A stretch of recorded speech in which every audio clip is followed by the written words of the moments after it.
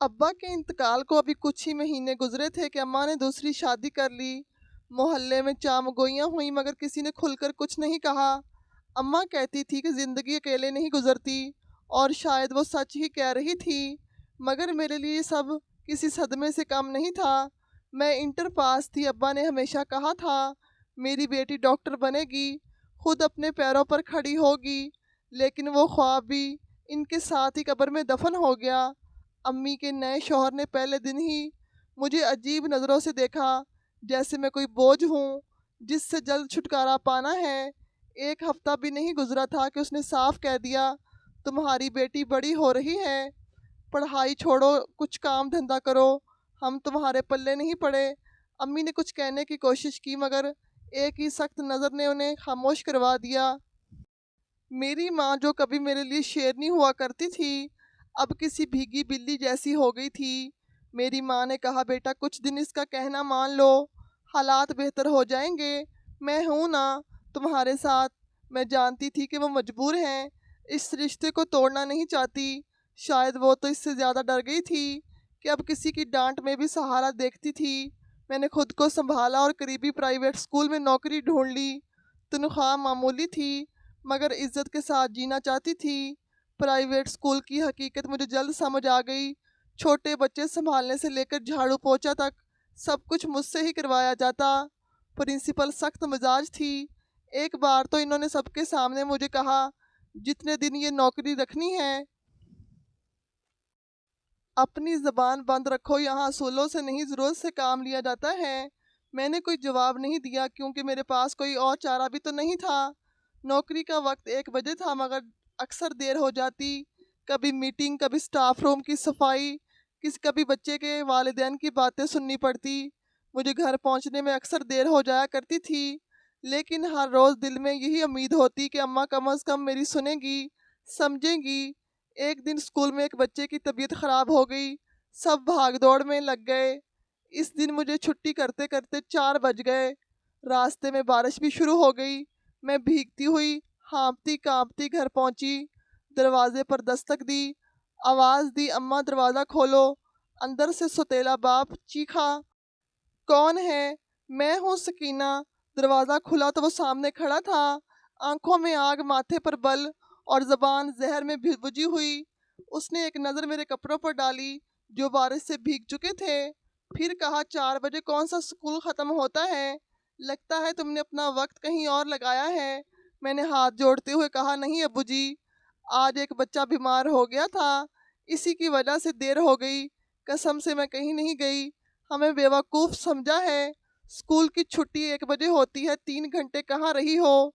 वो चीखा, अपने आशिकों के साथ घूम कर आती हो, अब मेरे घर में रहना चाहती हो? खबरदार जो अंदर कदम रखा तो। अम्मा, मैंने चीख कर कहा, देखो मुझे निकाल रहा है, तुम कुछ बोलो अम्मा। अम्मा खिड़की में खड़ी थी, आंखों में आंसू मगर जबान जैसे किसी ने सी दी हो। मैंने उम्मीद भरी नज़रों से उन्हें देखा। सिर्फ एक लफ्ज़, सिर्फ एक इशारा, सिर्फ इतना कह दें ये मेरी बेटी है, झूठ नहीं बोलो। मगर अम्मा चुप रही। मैंने फिर दरवाजे की तरफ देखा। दरवाज़ा बंद हो चुका था मगर मेरी उम्मीद बाकी थी। मैं वहीं सीढ़ियों पर बैठ गई, बार बार दरवाजे पर नज़र जाती, कभी खिड़की की तरफ देखती। अम्मा जो अंदर कहीं मौजूद थी, मैं जानती थी उनकी मौजूदगी का एहसास मेरे चारों तरफ था, लेकिन उनका सकूत मेरे वजूद पर भारी होता जा रहा था। मैंने आवाज़ दी, अम्मा सिर्फ एक बार मेरी बात सुन लो प्लीज़, खिड़की खोलो। अम्मा ने पर्दा थोड़ा सा हटाया। उनकी आंखें मेरी आंखों से मिली। वो भीगी हुई लग रही थी, जैसे आंसू बहुत देर से बह रहे हों। मैं उठकर खड़ी हुई, एक कदम आगे बढ़ाया। दिल में यकीन था अभी वो आवाज़ देंगी, दरवाज़ा खोल देंगी और मुझे गले से लगा लेंगी। मगर इन्होंने कुछ नहीं कहा। आंखें चंद लम्हे मेरी तरफ रखी, फिर पीछे किसी आवाज़ पर चौंक कर इन्होंने पर्दा वापस गिरा दिया। मैं समझ गई पीछे वो शख्स खड़ा होगा, वही जिसके डर ने मेरी माँ की ज़बान छीन ली थी। मैं दोबारा बैठ गई। कुछ लम्हे यूं ही गुजर गए जैसे वक्त रुक सा गया हो। मैं छत की तरफ देख रही थी। किसी कबूतर ने खिड़की की मुंडेर पर बैठकर फरफराहट की। शायद मेरी तकलीफ इस पर भी असर कर गई थी। میں نے نظریں نیچے کی اور دل ہی دل میں خود سے کہا یہ میری ماں نہیں ہو سکتی، میری ماں تو میرے لیے سب سے لڑ جاتی تھی۔ اب مجھے وہ دن یاد آ رہے تھے جب ابا زندہ تھے۔ اماں تب بھی سختی کرتی تھی مگر ان کی سختی میں بھی پیار ہوتا تھا۔ ایک بار اسکول میں مجھے بخار ہو گیا اور اماں خود رکشہ لے کر مجھے ہسپتال لے کر گئی۔ تب کسی کو کچھ ثابت کرنے کی ضرورت نہیں تھی، اب اماں کسی اور کی قید میں تھی اور میں دروازے کے باہر گلی میں کچھ عورتیں پانی بھرنے جا رہی تھی۔ انہوں نے مجھے دیکھا، پہچانا اور ایک نے آہستہ سے دوسری کے کان میں کہا، یہ وہی لڑکی ہے نا جسے رات نکالا گیا تھا؟ دوسری نے افسوس سے سر ہلایا اور آگے بڑھ گئی۔ میں نے چادر سے اپنا چہرہ چھپایا مگر وہ الفاظ میرے کانوں میں گونجنے لگے۔ ایک فقیر عورت وہاں سے گزری، اس نے مجھے دیکھا اور رک گئی۔ بیٹی خیر تو ہے؟ دروازے کے باہر کیوں بیٹھی ہو؟ میں نے کچھ نہیں کہا۔ اس نے جیب سے ایک سوکھا روٹی کا ٹکڑا نکالا اور میرے ہاتھ پر رکھ دیا۔ یہ لے کھا لے، اللہ سب ٹھیک کرے گا۔ میری آنکھوں میں نمی اتر آئی لیکن میں نے آنکھیں جھکا لی۔ وہ چلی گئی اور میں اس عورت کے خلوص کے سامنے خود کو چھوٹا محسوس کرنے لگی۔ اماں کی خاموشی اور ایک اجنبی فقیر کی ہمدردی دنیا کا عجیب تضاد تھا۔ اسی دوران کھڑکی ایک بار پھر کھلی۔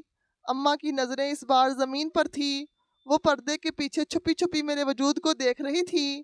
میں نے ہمت کر کے کہا، اماں میں جھوٹ نہیں بولتی، آپ جانتی ہو نا۔ وہ ساکت رہی، میرے الفاظ دیوار سے ٹکرا کر واپس آئے، میرے پاؤں سن ہو چکے تھے، وقت جیسے جمی ہوئی مٹی میں گم ہو گیا تھا۔ گھر کے دروازے کھلنے کی امید نہیں تھی۔ میں نے اپنے بیگ کو گود میں رکھا، اس میں وہی چند کتابیں تھیں جس کے ساتھ خواب باندھے تھے، اب وہ بیکار لگنے لگے۔ میں نے بیگ کھولا، ایک کاپی نکالی، ابا کی تصویر رکھی درمیان میں، وہی جو کبھی میں نے فریم میں رکھنے کی ضد کی تھی۔ ابا آپ ہوتے تو ایسا نہ ہوتا، میں نے آہستہ سے کہا۔ پھر اچانک دروازے کی طرف سے آہٹ ہوئی، میں اچھل گئی۔ دل نے کہا شاید اماں آ رہی ہیں، شاید، مگر وہ صرف اندر سے کوئی چٹخنی لگانے کی آواز تھی۔ ایک اور قفل، ایک اور انکار۔ میں نے اپنی چادر کو ٹھیک کیا، بیگ اٹھایا اور گلی کی نکڑ کی طرف بڑھ گئی۔ اب آگے کچھ بھی طے نہیں تھا، پر ایک بات طے تھی، میں خاموش رہی، لیکن اب میں خاموش نہیں رہوں گی۔ میں زندہ تھی اور جو زندہ ہوتا ہے وہ لڑتا ہے۔ رات آہستہ آہستہ گہری ہو رہی تھی، گھروں کی روشنیاں بجھ چکی تھی، جیسے سب کچھ ختم ہو چکا ہو۔ شہر کی گلیاں ویران ہو چکی تھی اور میرے پاس نہ ٹھکانہ تھا، نہ راستہ، نہ منزل۔ قدم خود بخود چل رہے تھے اور دل میں ایک بوجھ سا تھا، ایسا بوجھ جو زبان پر نہیں آتا، صرف سینے میں دبا رہتا ہے۔ دروازہ میرے لیے بند ہو چکا تھا اور اماں کی خاموشی میرے دل میں کسی خالی مکان کی طرح گونج رہی تھی۔ میں گلی کی نکڑ تک پہنچی تو اچانک کتے بھونکنے لگے۔ میں ڈر کے مارے دیوار کے ساتھ لگ گئی۔ ایک موٹر سائیکل تیز رفتار سے میرے پاس سے گزری، دو لڑکے بیٹھے ہوئے تھے، ان کی نظریں میرے وجود کو نوچ رہی تھی۔ ایک نے آواز دی، ارے رات کے اس پہر کہاں جا رہی ہو؟ بی بی گھر سے نکال دی گئی ہو کیا؟ دوسرے نے کہا لگایا اور موٹر سائیکل آگے بڑھ گئی۔ میں اپنی چادر کو اور کس کر اوڑھنے لگی، جیسے اس چادر سے میں خود کو چھپا سکوں۔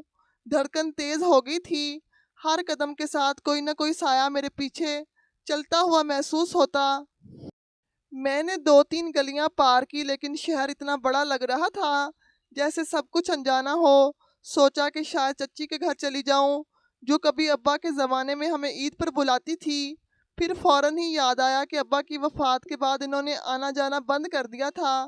ایک بار ماں ان کے ہاں گئی تھی تو دروازے پر کہلوا دیا تھا، بات نہیں بنے گی، ہر کسی کا بوجھ نہیں اٹھایا جا سکتا۔ مجھے وہ جملے آج بھی یاد تھے۔ میں نے چچی کے گھر کا خیال دل سے نکال دیا۔ اب ایک ہی جگہ ذہن میں آئی، ابا کی قبر، وہی ایک رشتہ جو نہ بدلا، نہ جھوٹ بدلا، نہ دروازہ بند کیا۔ وہاں نہ تانا تھا، نہ تماشا، نہ شک، نہ خاموشی کا زہر۔ میں نے چپ چاپ قبرستان کی طرف رخ موڑ لیا۔ راستے میں ایک دودھ والا سائیکل پر جا رہا تھا، اس نے مجھے دیکھا، رکنے کی کوشش کی، شاید ترس آ گیا ہو یا شاید کچھ اور۔ میں نے نظریں نیچے کر کے راستہ بدل لیا۔ गेट के किनारे से अंदर दाखिल हुई तो सन्नाटा हर तरफ फैला हुआ था। कहीं दूर से उल्लू की आवाज़ आ रही थी और किसी पत्थर पर बैठा कौवा शोर कर रहा था। मैं आहिस्ता आहिस्ता कब्र के रास्तों से गुजरती हुई हत्ता कि अब्बा की कब्र पर पहुंच गई। कब्र के पास बैठते ही जैसे मेरे अंदर का बोझ थोड़ा हल्का हुआ। मट्टी गीली थी और सर्दी आहिस्ता आहिस्ता जिस्म में उतर रही थी, मगर मैं वहीं सिमटी बैठी रही। मेरे हाथ अब्बा की कब्र पर थे और आंखें बंद करके मैंने खुद को उनकी गोद में महसूस करने की कोशिश की। मैंने चीख चीख कर रोना शुरू कर दिया, जैसे कोई अंदर का लावा बरसने लगा हो। अब्बा मुझे क्यों छोड़ गए, आपके बाद कुछ भी वैसा नहीं रहा। मैं हर लफ्ज़ के साथ कब्र की मट्टी पर मुक्के मार रही थी। मेरी आवाज़ कब्रिस्तान की खामोश फ़ज़ा में गूंज रही थी। हर आहट, हर सरसराहट मुझे चौकन्ना कर रही थी, मगर मैं रुकने को तैयार नहीं थी। मुझे कुछ समझ नहीं आ रहा था। अब्बा अम्मा ने भी मुझे छोड़ दिया है, कोई भी नहीं है, बस आप ही बचे हैं। रात के साए गहरे होते जा रहे थे। कब्रिस्तान के दरो दीवार पर अंधेरा छा चुका था। कहीं कहीं झाड़ियों में हल्की हल्की सरसराहट सुनाई देती, जैसे कोई छुपा बैठा हो या शायद कोई आवारा जानवर हो। मगर इस वक्त मेरे लिए सब एक जैसे थे। साए में कब्र से लग कर बैठ गई, पीठ दीवार से लगाई और बैग को गोद में रख लिया और बाहों में जकड़ लिया। सर्द हवा चल रही थी और रात का सन्नाटा जैसे मुझसे कह रहा था, यही तुम्हारा नया घर है। कभी कभार दरख्त के पत्तों की आवाज़ आती तो मैं उछल पड़ती, जैसे कोई पीछे आन खड़ा हो। एक बार तो ऐसा महसूस हुआ जैसे किसी ने मेरे कंधे को छुआ हो। मैं तेज़ी से पलटी, लेकिन वहाँ कुछ भी नहीं था, बस हवा थी ठंडी और सुनसान। अब्बा मुझे डर लग रहा है, मैंने सरगोशी की। अगर आप होते तो मेरे बालों में हाथ फेरते और कहते सब ठीक हो जाएगा। फिर अचानक किसी दूर की कब्र पर कोई चीज़ गिरी, शायद कोई परिंदा गिरा, किसी परिंदे का वजन था। आवाज़ आई तो मेरे हाथ लर्ज गए।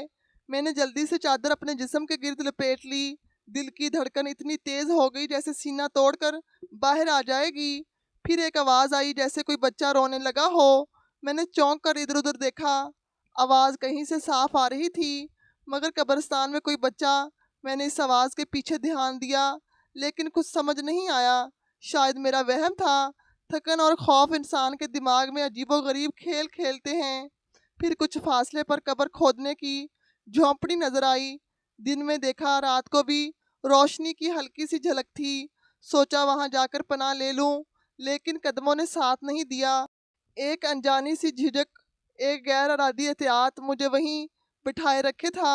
आखिर अब्बा से बढ़कर कहाँ महफूज होता, कम अज़ कम यहाँ मेरा कोई ताल्लुक तो था। रात के तीसरे पहर मेरे जिस्म का हर जोड़ अकड़ने लगा।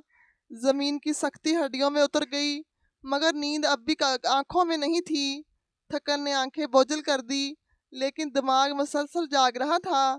तब अचानक एक झोंका आया, ऐसा लगा जैसे किसी ने माथे पर हाथ रखा हो।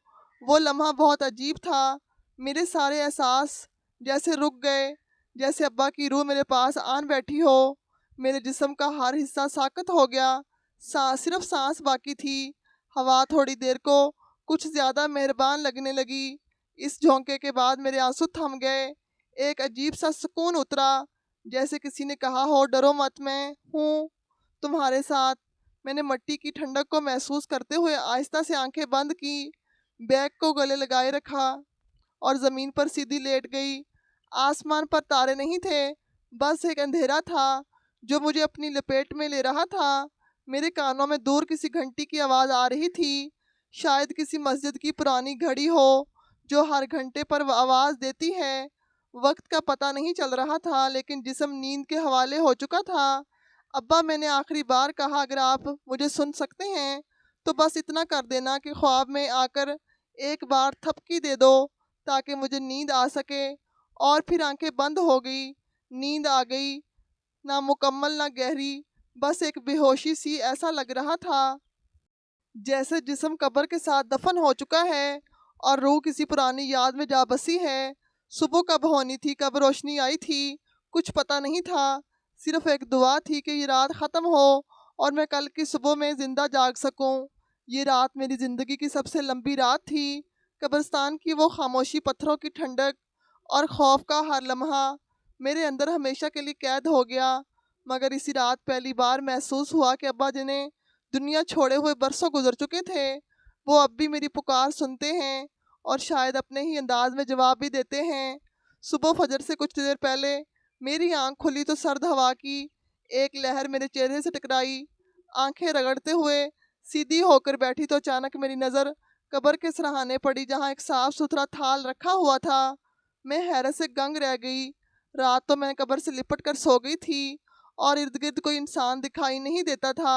پھر یہ کھانے کا تھال کس نے رکھا؟ میں نے جلدی سے ارد گرد دیکھا۔ قبرستان ابھی بھی نیم اندھیرے میں لپٹا ہوا تھا۔ درخت خاموش کھڑے تھے، فضا میں ہلکی ہلکی نمی تھی، قریب ہی کسی کوے کی آواز گونج رہی تھی، لیکن انسان کا کوئی نام و نشان نہیں تھا۔ میرا دل دھڑکنے لگا، یہ کون ہو سکتا ہے؟ میں نے خود سے کہا۔ قدموں کی کوئی چاپ، کپڑوں کی کوئی سرسراہٹ، کچھ بھی سنائی نہیں دیا، بس وہ تھال تھا جس میں روٹیاں رکھی ہوئی تھی، ساتھ میں تھوڑی سی سبزی اور ایک ڈھکا ہوا لوٹے جیسا جگ۔ میں نے تھال کے پاس بیٹھ کر ہاتھ بڑھایا۔ کھانا تازہ لگ رہا تھا، جیسے ابھی ابھی کسی نے لا کر رکھا ہو۔ میں نے پھر پیچھے مڑ کر دیکھا، شاید کوئی درخت کے پیچھے چھپا ہو یا قبرستان کے کسی کونے میں چھپا ہو، قبرستان کے کسی کونے میں چھپا دیکھ رہا ہو، مگر وہاں کچھ بھی نہیں تھا۔ میرے پیٹ میں جیسے برسوں کی بھوک اکٹھی ہو گئی تھی۔ ہاتھ خود بخود روٹی کی طرف بڑھ گئے۔ جس نے بھی رکھا ہو اللہ اس کا بھلا کرے، میں نے زیر لب کہا اور پہلا نوالا منہ میں رکھا۔ نوالا چبانے کے ساتھ ساتھ آنکھوں میں آنسو بھر آئے۔ اتنے دنوں کی بے قدری، زخم، سرد رات، تنہائی، سب جیسے ایک نرم اور گرم نوالے کے ساتھ تھوڑی دیر کے لیے دھندلا گیا تھا۔ شاید یہ کسی فقیر کی مہربانی ہو یا کسی قبر پر آنے والے زائرین بچا ہوا کھانا رکھا ہو، میں نے سوچا شاید، لیکن دل یہ ماننے کو تیار نہیں تھا۔ یہ کھانا بچا ہوا نہیں تھا، یہ میرے لیے لایا گیا تھا، اور صرف کھانا ہی نہیں تھا، قبر کے ایک طرف ایک طے کیا ہوا کمبل بھی رکھا ہوا تھا۔ میں نے اسے ہاتھ میں لے کر دیکھا، ہلکی سی خوشبو آ رہی تھی، جیسے کسی گھر میں رکھا ہو گیا صاف ستھرا کپڑا ہو۔ میں نے ناک سے لگا کر سونگھا، اجنبی مگر محفوظ سا احساس ہوا۔ میں سوچ میں پڑ گئی، کیا یہ کوئی جاننے والا ہے یا شاید کوئی چپ چاپ میری مدد کرنا چاہتا ہے؟ مگر کس نے دیکھا؟ مجھے یہاں رات کو تو کوئی نہیں تھا۔ یہ سب کچھ میری عقل سے باہر تھا، لیکن دل کو جیسے ایک ٹھنڈک مل رہی تھی۔ نہ کوئی آواز، نہ کوئی نام، نہ کوئی چہرہ، بس ایک خاموش سا ہمدرد جو جانتا تھا کہ اس قبر کے پاس ایک لڑکی رات گزارتی ہے۔ مجھے پہلی بار لگا جیسے میں اکیلی نہیں ہوں، کسی کی نظر مجھ پر ہے، کوئی ہے جو خاموشی سے چھپ چھپ کر بے غرضی سے میری ضروریات پوری کر رہا ہے۔ میں نے کمبل اوڑھ کر دیوار سے ٹیک لگا لی۔ کھانے کے بعد جسم میں تھوڑی سی توانائی آئی، نیند پوری نہیں تھی، لیکن دماغ کچھ دیر پرسکون ہو چکا تھا۔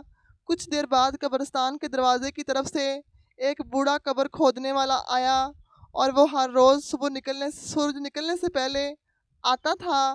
میں نے دیکھا وہ اپنے اوزار سنبھال رہا تھا۔ بابا جی، میں نے ہمت کر کے آواز دی۔ اس نے چونک کر میری طرف دیکھا، جیسے مجھے پہلی بار دیکھ رہا ہو۔ ہاں بیٹی، تو کب سے یہاں بیٹھی ہے؟ بس 2 دن ہو گئے ہیں، میں نے مختصر سا جواب دیا۔ یہ کھانا اور کمبل کس نے دیا؟ آپ نے رکھا تھا یا کسی نے لا کر دیا؟ پتہ نہیں، صبح آنکھ کھلی تو رکھے ہوئے تھے، کوئی دکھائی نہیں دیا۔ بابا جی نے ہونٹ بھینچ لیے، پھر کہا، عجیب بات ہے، یہاں دن میں کوئی نہیں بھٹکتا، رات کو تو بالکل بھی نہیں کوئی بھٹکتا۔ خیر جو بھی ہو، اللہ کا بندہ ہوگا۔ پھر وہ اپنے کام میں لگ گئے اور میں دوبارہ خاموش ہو گئی۔ دل اب سوالوں سے بھرا ہوا تھا۔ کیا کوئی عورت تھی، شاید محلے کی کوئی پرانی جان پہچان، یا اسکول سے کوئی ملازمہ جسے میری کہانی معلوم ہوگی، یا یہ میری ماں ہو سکتی ہے؟ نہیں نہیں، وہ کیسے آ سکتی ہیں، وہ تو خود کسی اور کے کہنے پر میری طرف دیکھتی بھی نہیں تھی۔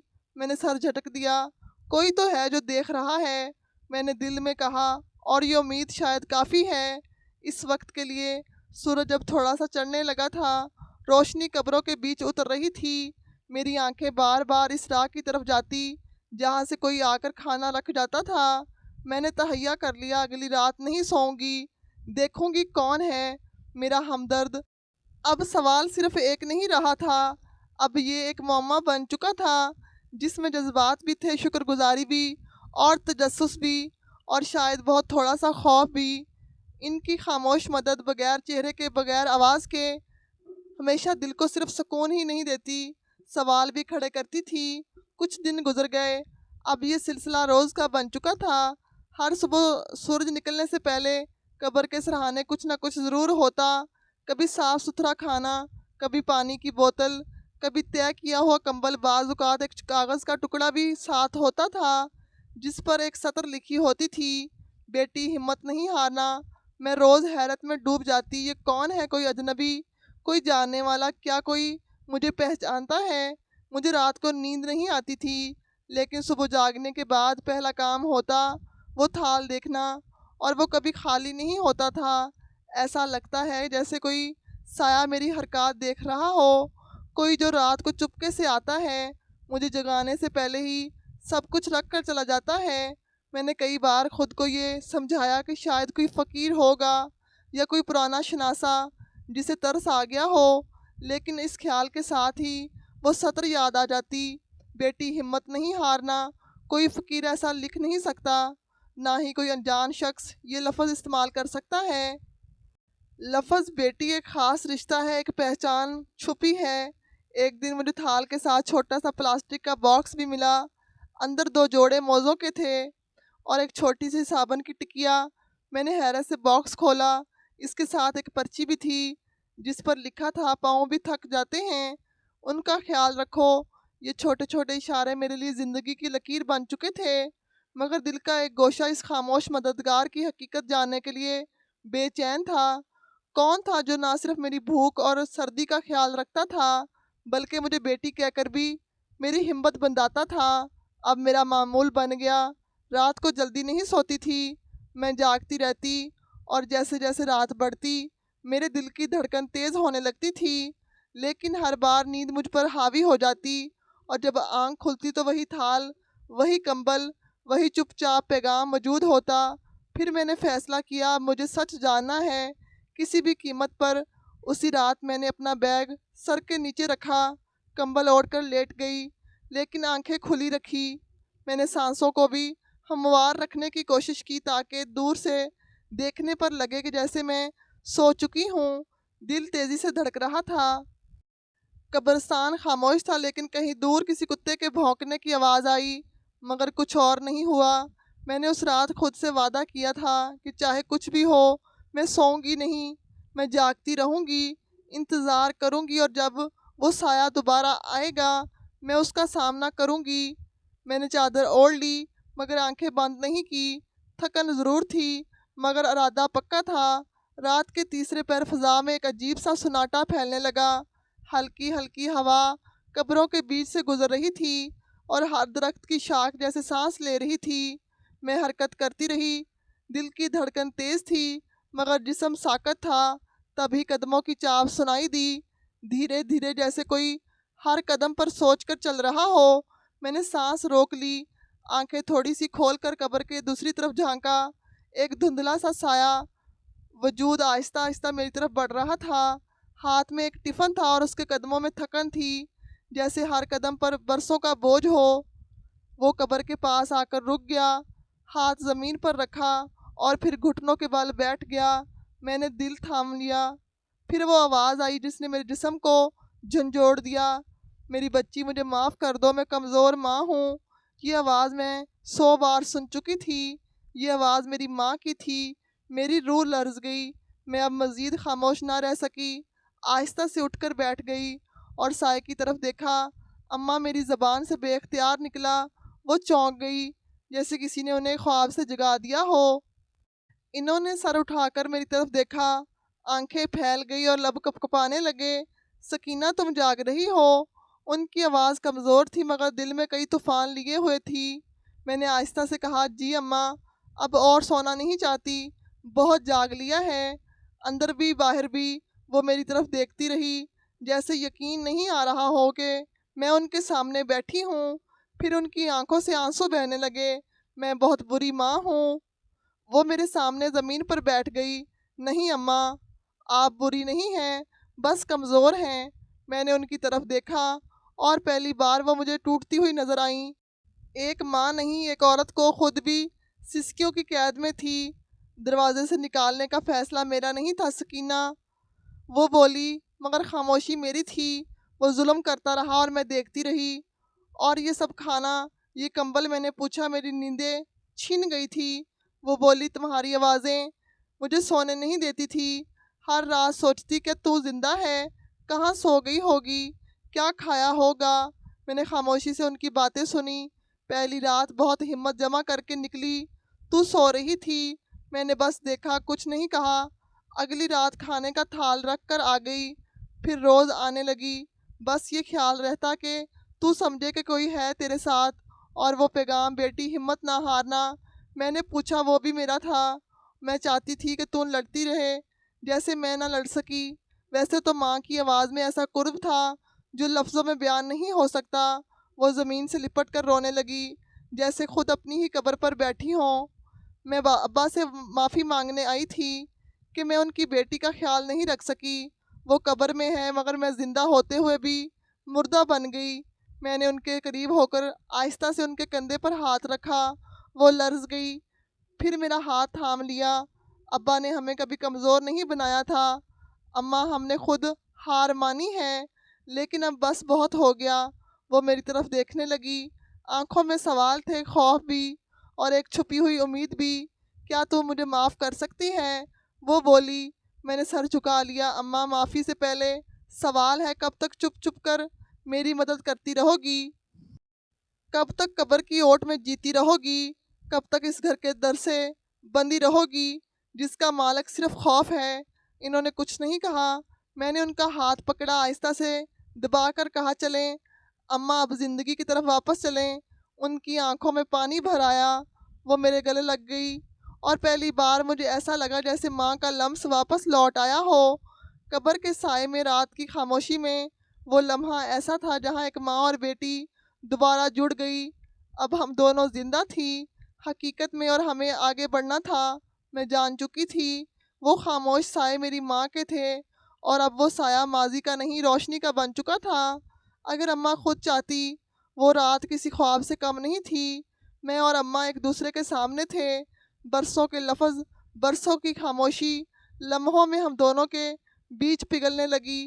ان کا چہرہ دھند میں لپٹے ہوئے چاند جیسا لگ رہا تھا، تھکا ہوا لیکن روشن۔ میں نے ان کا ہاتھ مضبوطی سے پکڑا ہوا تھا، جیسے برسوں بعد وہ دوبارہ کسی چیز کو پا لینے کا خوف ہو۔ ہم دونوں قبر کے کنارے بیٹھ گئی، کچھ دیر خاموشی میں وقت گزارا، صرف ہوا کی سانسیں ہمارے بیچ گونجتی رہی۔ پھر اماں نے آہستہ سے کہنا شروع کیا، بیٹی، یہ سب آسان نہیں تھا میرے لیے۔ تجھے گھر سے نکالنا نہیں چاہتی تھی، پر وہ آدمی تیرے ستیلے باپ نے مجھے چاروں طرف سے گھیر رکھا تھا، ہر بات میں طلاق کی دھمکی دیتا۔ میں نے خاموشی سے ان کی طرف دیکھا، ان کی آنکھوں کے کنارے نم تھے، مگر وہ بولتی رہی۔ وہ کہتا، اگر میں نے تجھے پناہ دی تو وہ مجھے طلاق دے دے گا، اور صرف اتنا ہی نہیں بلکہ وہ تیری عزت کا حوالہ دے کر مجھے بلاتا تھا، اور کہتا تھا اگر گھر میں رکھا تو تیری بدنامی ہوگی، رشتے بھی نہیں آئیں گے، اور میں کسی سے بھی نکاح پڑھا کر اسے بیچ دوں گا۔ میرے کان سن رہے تھے، پر دل جیسے سن ہو چکا تھا۔ سکینہ، میں بہت ڈر گئی تھی۔ اماں نے اپنے چہرے پر ہاتھ رکھا جیسے خود سے چھپنے کی کوشش کر رہی ہوں۔ میں نے سب سن لیا، ان کی چیخیں، اس کی آوازیں، اس کی باتیں، اس کی نظریں، لیکن تجھے گھر میں رکھنے کا فیصلہ میں نہیں کر سکی۔ وہ جو کچھ کہتا میں مانتی گئی۔ میں بس سوچتی رہی کہ تو گھر میں رہے گی تو شاید زیادہ نقصان اٹھا لے گی۔ میں نے آہستہ سے کہا، تو آپ نے سوچا باہر بھیج دینا بہتر ہوگا؟ سڑک پہ تنہا بے سہارا وہ خاموش ہو گئی، ان کی نظریں جھک گئی۔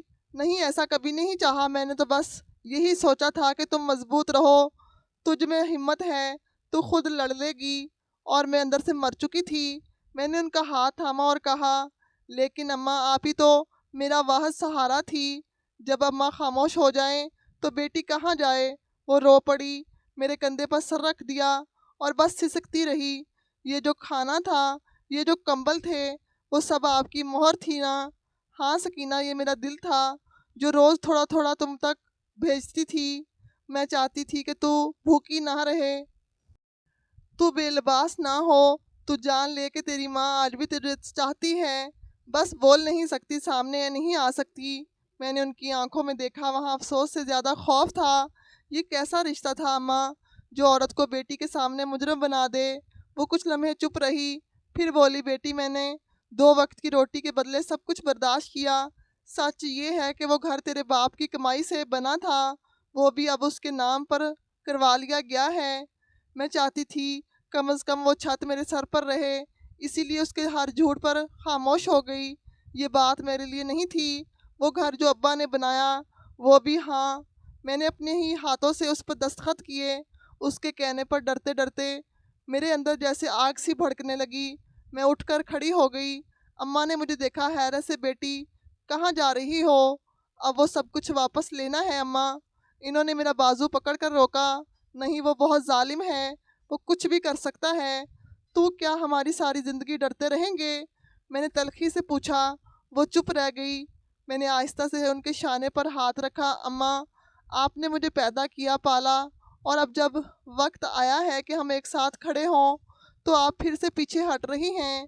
وہ کچھ دیر سوچتی رہی، پھر آہستہ سے بولی، اگر تو ساتھ ہے تو شاید میں لڑ سکتی ہوں، پر کیا ہم جیتیں گے؟ یہ پتہ نہیں اماں، پر یہ بھی سچ ہے اگر ہم لڑے نہیں تو ہار پہلے ہی مان چکے ہیں۔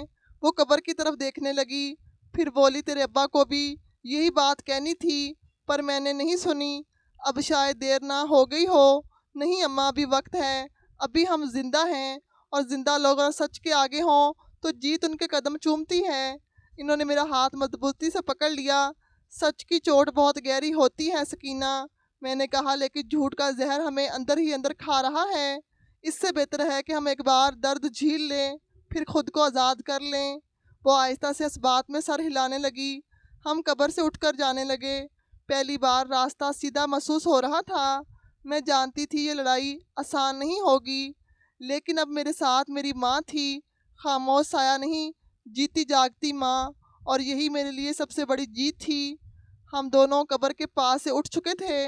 ماں کا ہاتھ میرے ہاتھ میں تھا، مگر ان کی انگلیاں لرز رہی تھی۔ راستہ خالی تھا، قبرستان کی خاموشی ہمارے پیچھے رہ گئی تھی، لیکن دل کے اندر شور اٹھ رہا تھا۔ میں جانتی تھی کہ کچھ باتیں ابھی باقی ہیں، وہ باتیں جو میرے اندر برسوں سے جل رہی تھی، جنہیں میں کبھی زبان پر نہ لا سکی، مگر اب وہ دھماکے کی طرح پھٹنے کو تیار تھی۔ ہم قبرستان کے باہر ایک ویران بینچ پر بیٹھے۔ تھوڑی دیر ایک بلی کو کوڑے کے ڈھیر سے روٹی کا ٹکڑا اٹھا رہی تھی۔ مجھے لگا جیسے وہ بھوکی بلی میں اپنا عکس دیکھ رہی ہوں، مگر پھر اچانک اندر کچھ ٹوٹ گیا۔ میں نے ماں کی طرف دیکھا اور الفاظ جیسے خود زبان پر آ گئے۔ ماں تو ایسی نہیں ہوتی۔ میری آواز بلند تھی، جیسے برسوں کا دکھ ایک چیخ میں نکل آیا ہو۔ اماں جانتی تھی، پھر کیوں خاموش رہی؟ کیوں مجھے ظلم کے حوالے کیے رکھا؟ ماں کا رنگ فک ہو گیا، وہ فوراً نیچے بیٹھ گئی۔ میرے قدموں میں ان کی سانسیں اکھڑ رہی تھی۔ بیٹا، انہوں نے ہچکچاتی ہوئی آواز میں کہا، بس مجبوری تھی، عمر ڈھل رہی تھی، سسرال چھن جانے کا ڈر تھا، اور میری عزت۔ میں نے سوال کیا، اس کا کیا؟ وہ لرز گئی۔ اسی کا تو خوف تھا، اسی لیے تو تجھے بچانے کے لیے خاموشی چن لی۔ خاموشی نہیں اماں، بے وفائی۔ میرے لہجے میں شدت تھی۔ کچھ راہگیر ہمارے قریب سے گزرے۔ ایک عورت نے پلٹ کر دیکھا جیسے تماشا بن رہا ہو، مگر میں رکی نہیں۔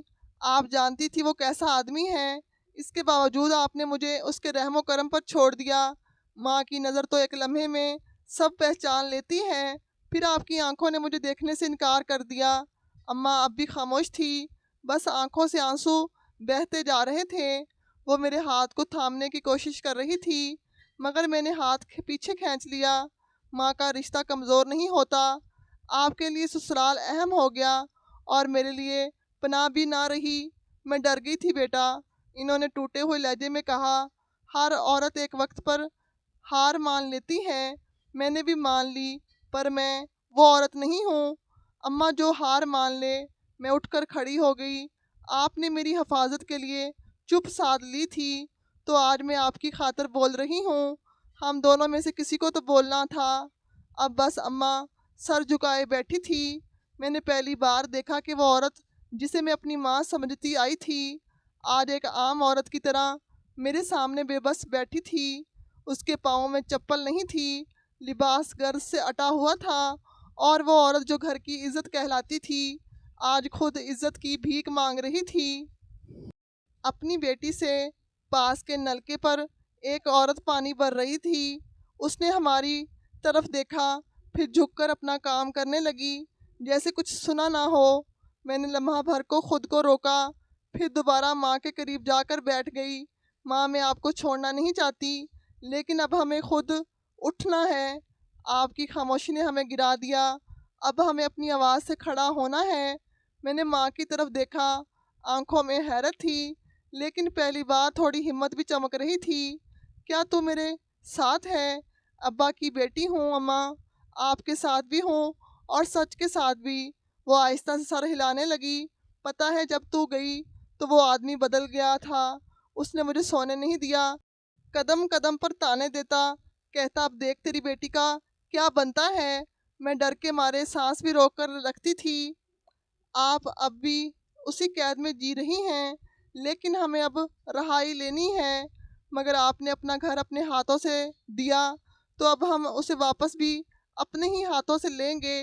اماں کچھ لمحے چپ رہی، پھر انہوں نے آہستہ سے میرا ہاتھ تھام لیا۔ تو اب اپنے گھر چلے گی میرے ساتھ؟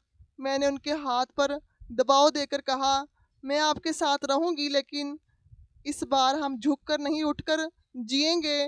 قانون بھی ہمارا ہے، حق بھی ہمارا، پر وہ آدمی آسانی سے نہیں مانے گا۔ وہ بہت چلاک ہے، بہت طاقتور، جو سچ پر کھڑا ہو۔ اماں، سب ڈر کے وقت پردے کے پیچھے چھپتے ہیں۔ انہوں نے ہاں میں سر ہلایا۔ پھر ہم چلیں؟ میں نے کہا چلیں، لیکن اس بار سوالوں کے جواب لینے، معافی مانگنے نہیں۔ ہم بینچ سے اٹھے اور میں نے ماں کا ہاتھ مضبوطی سے تھام لیا۔ قبرستان پیچھے رہ گیا اور ہم شہر کے اس راستے پر جا رہے تھے جہاں سچ بولنے پر سزا نہیں انصاف ملتا ہے۔ ہماری چپ ختم ہو چکی تھی اور میرے سوال اب خاموشی سے نہیں بلکہ عمل سے جواب مانگنے والے تھے۔ ماں کی آنکھوں میں ہلکی سی روشنی نظر آ رہی تھی۔ برسوں بعد شاید پہلی بار ہم قبرستان سے نکلے تو قدم ایک دوسرے کے ساتھ تھے، لیکن اندر دونوں کے طوفان الگ الگ تھے۔ ماں کے اندر خوف اب بھی کہیں دبا ہوا تھا اور میرے اندر آگ۔ میں نے ان کا ہاتھ مضبوطی سے تھام رکھا تھا۔ راستے میں ایک پولیس کی گاڑی گزر رہی تھی۔ ماں ٹھٹک کر رہ گئی۔ میں نے ان کے چہرے پر وہی پرانا ڈر محسوس کیا۔ اماں، اب یہ گاڑیاں ہمیں نہیں روکیں گی، اب ہم سچ بولنے جا رہے ہیں، جھوٹ چھپانے نہیں۔ انہوں نے سر ہلایا اور قدم آگے بڑھا دیے۔ ہم سیدھے ایک ایسے شخص کے پاس گئے جو علاقے میں معزز مانا جاتا تھا۔ کئی لوگ اس کے پاس مشورے کے لیے آتے تھے اور وہ مقامی سیاست سے بھی جڑا ہوا تھا۔ میں نے اس کا نام سنا تھا، لیکن کبھی بات کرنے کی ہمت نہیں ہوئی تھی۔ دفتر میں داخل ہوئے تو ایک نوجوان نے ہمیں بیٹھنے کو کہا۔ کچھ دیر بعد وہ شخص خود اندر آیا، درمیانی عمر کا، صاف کپڑوں میں گہری نظر رکھنے والا۔ اس نے ہمیں دیکھتے ہی کہا، جی بیٹھو، کیسے آنا ہوا؟ میں نے سانس بھری اور کہا، ہمیں انصاف چاہیے، اس سے پہلے کہ دیر ہو جائے۔ اس نے سنجیدگی سے ہمیں دیکھا اور کہا، بات کھل کر بتاؤ تاکہ کھل کر حل نکالا جا سکے۔ میں نے ساری کہانی بیان کی۔ اب کوئی پردہ نہیں رہا۔ میں نے سوتیلے باپ کی دھمکیاں، ماں پر دباؤ، گھر کے کاغذات، سب کچھ با لفظ بتا دیا۔ درمیان میں ماں رو پڑی، مگر میں بولتی رہی۔ اس شخص نے سننے کے بعد گہرا سانس لیا۔ یہ معاملہ قانونی بھی ہے اور اخلاقی بھی، اور سب سے بڑی بات یہ ہے کہ ماں بیٹی کی عزت کا سوال ہے۔ اس نے فون اٹھایا اور کسی وکیل کو بلایا۔ آدھے گھنٹے بعد ایک قانونی مشیر ہمارے سامنے بیٹھا تھا۔ یہ گھر آپ کے شوہر کے نام کیسے ہوا؟ وکیل نے ماں سے پوچھا۔ اس نے میرے سامنے کاغذات رکھے اور کہا کہ کچھ فارم بھرنے ہیں۔ میں نے بغیر پڑھے دستخط کر دیے۔ بعد میں پتہ چلا وہ گھر اس کے نام ہو چکا ہے۔ اور آپ کے پاس نکاح نامہ ہے؟ وکیل نے پوچھا۔ جی ہے، پر فکر نہیں کریں، اگر نکاح میں دھوکہ، زبردستی یا غلط نیت شامل ہو تو قانون آپ کے ساتھ ہے۔ میں نے پہلی بار اماں کے چہرے پر امید کی ایک جھلک دیکھی۔ سیاسی شخص نے کہا، ہم یہ معاملہ میڈیا پر بھی لا سکتے ہیں، لیکن اگر بات جلدی نپٹانی ہے تو بات چیت کا راستہ بھی نہیں۔ اب کوئی بات چیت نہیں، میں نے سختی سے کہا۔ اب صرف انصاف چاہیے، جو وہ ہم سے چھین چکا ہے وہ ہمیں واپس ملنا چاہیے۔ انہوں نے حامی بھر لی۔ قانونی درخواست تیار کی گئی جس میں ماں کی گواہی، میرے بیانات اور سوتیلے باپ کی دھمکیوں کی تفصیل شامل کی گئی۔ اسی شام ہمیں پولیس اسٹیشن بلایا گیا۔ ماں کے ساتھ میں بھی گئی۔ وہاں تھانے دار پہلے سے تیار تھا۔ ہمیں بٹھایا، بات سنی اور کہا آپ کی شکایت درج ہو گئی ہے، قانونی کارروائی شروع کر دی گئی ہے، 1 ہفتے کے اندر ہی سوتیلے باپ کو نوٹس بھیج دیا جائے گا۔ وہ پہلی پیشی پر نہیں آیا، دوسری پر بھی غیر حاضر رہا، تیسری پر عدالت نے سخت رویہ اختیار کیا اور بالآخر وہ خود تھانے میں پیش ہوا۔ اماں کو وہاں بلوایا گیا، میں بھی ساتھ تھی۔ وہ شخص ہمیں دیکھ کر چونکا، جیسے یقین نہیں آیا ہو۔ اس کی آنکھوں میں ہار نظر آ رہی تھی، مگر زبان اب بھی تیز تھی۔ اب میرے خلاف محاذ کھول لیا ہے؟ اس نے طنزیہ کہا، نہیں، ہم نے اپنے حق کے دروازے کھولے ہیں۔ میں نے جواب دیا۔ اس نے ماں کو دیکھا اور کہا، یہ سب کیا ہے؟ تم نے میرے ساتھ دھوکہ کیا۔ ماں نے پہلی بار نظریں چرائی نہیں بلکہ سیدھی آنکھوں میں دیکھ کر بولی، دھوکہ تو نے کیا ہے، میری بیٹی کی زندگی برباد کی، میرے سہارے کو میری کمزوری بنایا۔ اب میں کمزور نہیں رہی۔ پولیس نے اس کا بیان لیا اور قانون کے مطابق کارروائی شروع ہو گئی۔ کچھ دنوں میں گھر کے کاغذات کی اصل حقیقت سامنے آ گئی۔ ماں کے دستخط جعلی ثابت ہو گئے اور قانونی نوٹس کے ذریعے گھر دوبارہ ماں کے نام منتقل کر دیا گیا۔ اسی دوران ماں نے طلاق کی درخواست بھی دے دی۔ عدالت میں ثبوت، گواہی اور حالات کی بنیاد پر فوری فیصلہ سنا دیا گیا۔ طلاق ہو گئی صاف، واضح اور مکمل۔ جب ہمیں وہ کاغذات تھمائے گئے جس میں گھر دوبارہ ماں کے نام پر تھا تو ماں نے وہ فائل میرے ہاتھ میں دے دی۔ یہ لے بیٹی، تیرا حق، تیرا حصہ۔ میں نے کہا، نہیں اماں، یہ ہمارا اعتماد ہے جو ہم نے خود واپس لیا ہے۔ اس دن پہلی بار لگا کہ ہم نے اپنی قسمت خود لکھنا شروع کر دی ہے۔ باہر نکل کر ماں نے میری طرف دیکھا، تو نہ ہوتی تو میں کبھی نہ لڑ پاتی۔ میں نے ان کے ہاتھ پکڑ کر کہا، امی، ظلم کے سامنے خاموشی جرم بن جاتی ہے۔ ہم نے صرف جرم سے منہ موڑنا بند کیا ہے، اور اس دن ہمیں صرف انصاف نہیں ملا بلکہ اپنی پہچان بھی واپس مل گئی۔ گھر کے در و دیوار وہی تھے مگر ہوا بدل چکی تھی، کمرے وہی تھے مگر ان میں اب خاموشی کی جگہ ہنسی گونجتی تھی۔ ماں اور میں جب واپس اپنے گھر میں داخل ہوئے تو کسی فاتح کی طرح نہیں بلکہ کسی یتیم وارث کی طرح جو اپنا حق لے کر واپس آیا ہو۔ دروازے پر پہلا قدم رکھتے ہی ماں کے پاؤں لرز رہے تھے۔ میں نے ان کا ہاتھ تھام کر کہا، یہی وہ جگہ ہے جہاں ہمیں نئے سرے سے جینا ہے۔ اماں وہ دھیرے سے بولی، پہلے یہ گھر قید تھا، اب شاید زندگی بن جائے گا۔ ہم نے سب سے پہلے وہ کمرے کھولے جس میں برسوں سے ان کی چپ قید تھی۔ امی، ظلم کے سامنے خاموشی جرم بن جاتی ہے۔ ہم نے صرف جرم سے منہ موڑنا بند کیا ہے، اور اس دن ہمیں صرف انصاف نہیں بلکہ اپنی پہچان بھی واپس مل گئی۔ گھر کے در و دیوار وہی تھے مگر ہوا بدل چکی تھی، کمرے بھی وہی تھے مگر ان میں اب خاموشی کی جگہ ہنسی گونجتی تھی۔ ماں اور میں جب واپس اپنے گھر میں داخل ہوئے تو کسی فاتح کی طرح نہیں بلکہ کسی یتیم وارث کی طرح جو اپنا حق لے کر واپس آیا ہو۔ دروازے پر پہلا قدم رکھتے ہی ماں کے پاؤں لرز رہے تھے۔ میں نے ان کا ہاتھ تھام کر کہا، یہی وہ جگہ ہے جہاں ہمیں نئے سرے سے جینا ہے۔ اماں وہ دھیرے سے بولی، پہلے یہ گھر قید تھا، اب شاید زندگی بن جائے۔ ہم نے سب سے پہلے وہ کمرہ کھولا جس میں برسوں سے ان کی چپ قید تھی۔ ایک لڑکی جو خود بھی لڑ کر نکلی ہے، اب دوسروں کے بچوں کو محفوظ بنا رہی ہے۔ ماں کا انداز بھی بدلنے لگا۔ وہ جو پہلے دروازہ بند کر کے رکھتی تھی اب صحن میں دھوپ میں بیٹھ جاتی تھی۔ کبھی محلے کی عورتیں آ کر ان سے مشورہ لیتی تو وہ پورے اعتماد سے جواب دیتی تھی۔ ایک دن ایک عورت آئی، آنکھوں میں آنسو، 2 بچوں کا ہاتھ ہمیں اس کا شوہر اسے مارتا تھا۔ اس نے اندر بٹھایا اور بولی، بیٹی، برداشت سے کبھی عزت نہیں بچتی، صرف جسم تھکتا ہے۔ میں کمرے سے نکل کر ماں کو دیکھتی رہی، میری وہی ماں جو برسوں خاموش رہی آج کسی اور کے لیے آواز بن چکی تھی۔ ہم نے مل کر اس عورت کے لیے بھی مدد کا راستہ نکالا۔ कानूनी मशवरा, तहफ़्फ़ुज़ का बंदोबस्त, बच्चों की तालीम, जो हमारे बस में था वो किया। माँ कहती थी, सकीना ये सब तूने मुझे सिखाया है, वरना मैं तो सहती रहती। मैं कहती, नहीं अम्मा, आपने जो चुप सही वही आवाज़ बन गई। हम दोनों के दरमियान अब कोई फासला नहीं रहा, ना लफ्ज़ों का, ना जज्बों का।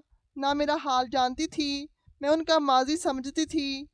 एक दिन जब सूरज गरूब होने को था, हम छत पर बैठे थे।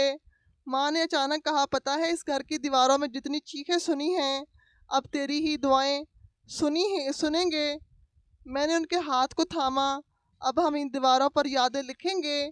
खौफ नहीं, माँ के चेहरे पर एक नरम सी मुस्कुराहट थी। वो माँ जो कभी दुनिया से नज़रें चुराती थी, अब लोगों की आंखों में देखकर बात करती थी। और मैं अब सिर्फ अब्बा की बेटी नहीं थी, मैं अपनी माँ का फ़ख्र भी थी। जब मैं पीछे मुड़कर देखती तो वो लड़की नज़र आती जो एक कब्र के पास लेटी थी, जिसके पास ना छत थी, ना तहफ़्फ़ुज़, ना कोई वादा। और आज मैं एक ऐसी औरत हूँ जो अपने नाम पर खड़ी है। अब्बा की कब्र पर जाना मेरी आदत बन चुकी है, लेकिन अब वहाँ जाने का मकसद गिला नहीं होता, शुक्रिया होता है। अब्बा, आपने जो बेटी छोड़ी थी वो अब किसी के मोहताज नहीं रही। अम्मा मेरे साथ होती, कभी कब्र पर खामोश खड़ी होती, कभी खुद भी दुआएं करती। हम दोनों एक ही सफ़ में चलती हैं, ना आगे ना पीछे। मेरी ट्यूशन सेंटर में अब 20 बच्चे आते हैं। कुछ लड़कियां जो घर से बाहर निकलने से डरती हैं, अब मेरे साथ मिलकर दूसरों को पढ़ाती हैं। मैंने इन सब के लिए एक छोटा सा वर्कशॉप बनाया, जहां हम खुद को सुनने और सुनाने का सलीका सिखाते हैं। एक दिन एक लड़की ने कहा, आपी अगर आप जैसी बन सकें तो शायद हमें भी अपनी आवाज़ मिल जाए। मैंने जवाब दिया, आवाज़ हम सबके अंदर है, बस किसी लम्हे उसे जगाने की ज़रूरत होती है। माँ ने मुझे आहिस्ता से एक दिन कहा, सकीना तुम बस एक बेटी नहीं रही, अब तुम औरतों की रोशनी बन गई हो। मैंने कहा, अम्मा वो रोशनी आपकी आंखों से निकलकर मुझ तक पहुंची है। हम दोनों अब फैसला कर चुके थे कि हर महीने किसी एक औरत की कहानी सुनेंगे, और अगर हो सके तो उसके लिए कुछ करेंगे भी।